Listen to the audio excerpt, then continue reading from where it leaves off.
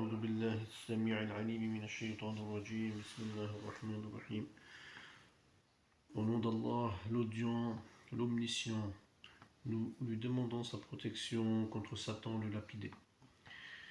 Paix et prière sur le prophète Mohammed sallallahu alayhi wa sallam.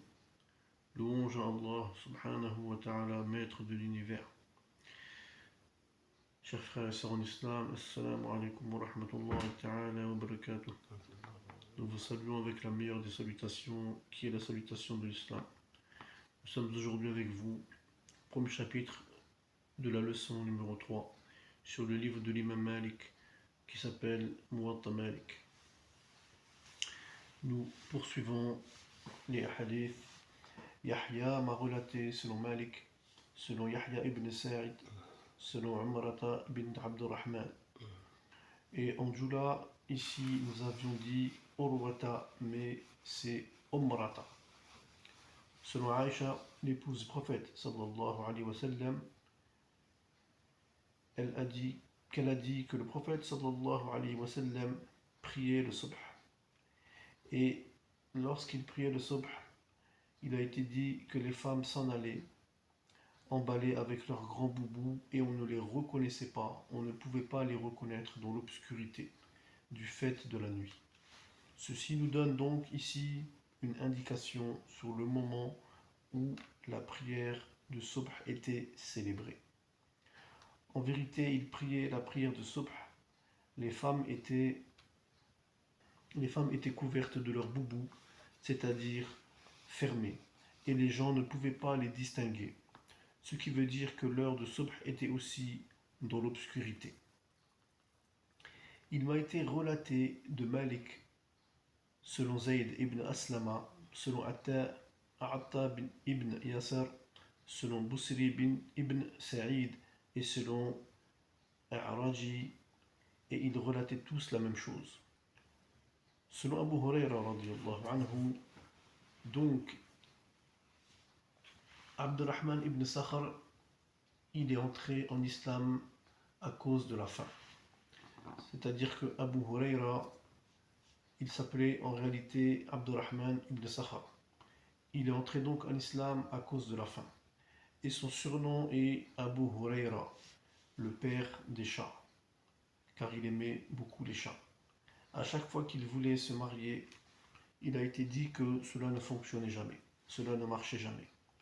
À tel point qu'il a été voir le prophète sallallahu alayhi wa sallam pour lui faire part de cela. Le prophète sallallahu alayhi wa sallam lui a dit: ne patienterais-tu pas jusqu'à ce que tu rencontres ta femme au paradis? Et il a dit au prophète sallallahu alayhi wa sallam: ah bon, c'est ma femme qui m'attend là-bas au paradis. Donc dans ce cas, je ne vais plus chercher à me marier pour la retrouver au paradis. Et il a été donc totalement dévoué et il s'est consacré totalement à la recherche de la science et à la science du hadith en particulier. Il faisait partie, Abu Huraira, des Ahl Suffa, c'est-à-dire les gens de la Suffa, c'est-à-dire les pauvres de la mosquée. Et il était le chef de ce groupe. Certains disent que ce groupe s'élevait à 500 personnes, d'autres disent 300 personnes ou bien 200 personnes. Ce groupe était constamment à la mosquée. Ils adoraient Allah subhanahu wa ta'ala, mais ils étaient au service de la mosquée, au service des musulmans. Ils nettoyaient la mosquée, ils allumaient les lampes, cherchaient le bois et remplissaient les jarres d'eau, etc. Ils étaient au service d'Allah, au service des musulmans. Selon Abu Huraira radiyallahu anhu, celui qui a rapporté le plus de hadiths, le prophète sallallahu alayhi wa sallam a dit: celui qui a eu une raka'a dans la prière de subh avant que le soleil se lève a eu le subh, c'est-à-dire qu'il a gagné la prière de subh avec une seule raka'a, tant qu'elle a été faite avant le lever du soleil. Il a dit encore: celui qui a eu une raka'at avant que le soleil se couche, celui qui a eu une raka'a du asr avant que le soleil se couche a eu le asr. En conclusion, ici, nous ne devons pas nous disputer dans la charia sur ce que nous n'avons pas comme connaissance ni science. Allah Ta'ala nous dit de ne pas nous mêler de la science que nous ne connaissons pas. Certes, l'ouïe, la vue et le cœur seront interrogés au jour de la résurrection. Donc attention, nous ne devons pas nous invectiver les gens les uns les autres, ni les critiquer sur quelqu'un qui a prié à 16 heures au lieu d'avoir prié à 15 heures, et ainsi de suite. Aussi, pourquoi le prophète sallallahu alayhi wa sallam ici a parlé seulement de la prière de Subh et de la prière du Asr, sans parler, c'est-à-dire de Dhuhr, du Maghrib ou bien du Isha.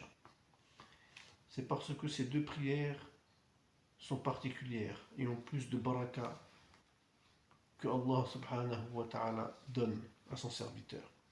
Car le prophète sallallahu alayhi wa sallam dit que les anges viennent tous les jours au subh et au asr et ils se relaient pour venir témoigner de l'adoration des serviteurs d'Allah sur la terre. Ils se relaient et ceux qui descendent remplacent ceux qui vont remonter.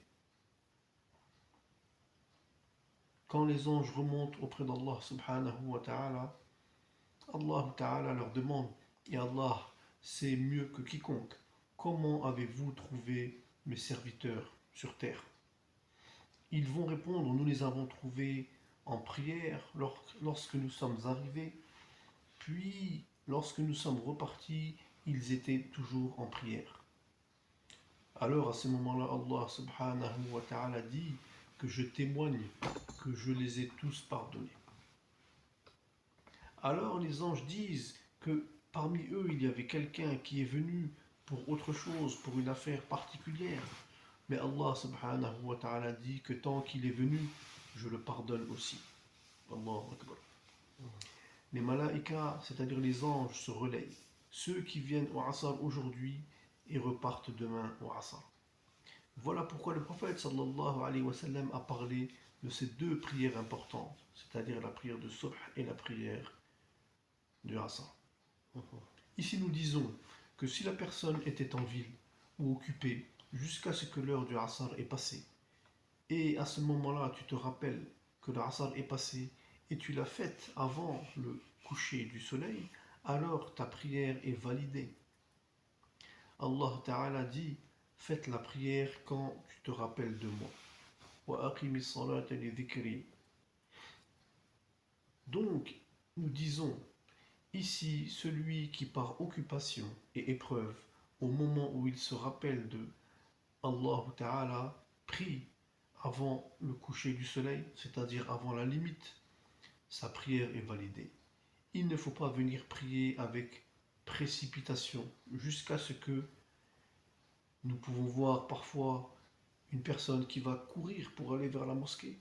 Il va tellement se précipiter qu'il va, en essayant de retirer ses chaussures, laisser une chaussure à l'extérieur de la mosquée et rentrer dans la mosquée avec une chaussure encore à son autre pied. Ceci n'est pas quelque chose d'acceptable. Il ne faut pas prier ni venir prier avec précipitation. Il faut venir prier comme le prophète sallallahu alayhi wa sallam nous l'a dit, nous l'a recommandé et nous l'a ordonné. Venir prier à la mosquée avec la paix, la sérénité, la tranquillité, la sakina et non la précipitation. C'est-à-dire que le prophète sallallahu alayhi wa sallam nous a dit que la recherche de sa satisfaction n'implique nullement la précipitation. Voilà pourquoi un jour, dans le Bukhari, le prophète sallallahu alayhi wa sallam était avec un sahaba et il marchait. Un sahaba marchait, mais par contre il ne marchait pas sous l'ombre, ni de son chameau, mais il marchait en plein soleil. Puis quand il priait, il ne priait pas à l'ombre, mais il priait en plein soleil.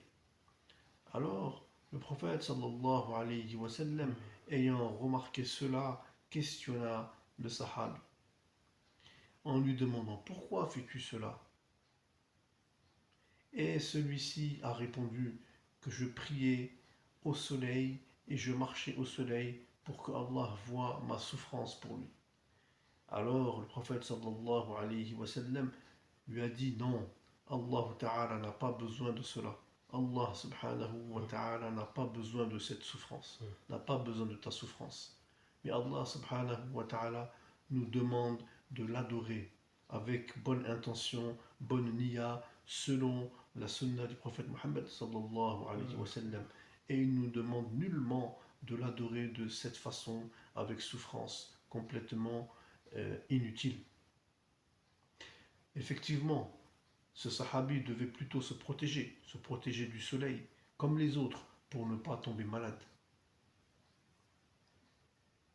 L'adoration d'Allah subhanahu wa ta'ala doit être faite de manière à ne pas nuire à notre personne. C'est-à-dire que notre corps a un droit sur nous et nous ne devons pas faire n'importe quoi. Nous demandons à Allah subhanahu wa ta'ala de nous donner la bonne compréhension de ces enseignements, de ces différents hadiths et de nous permettre la bonne pratique de tout cela.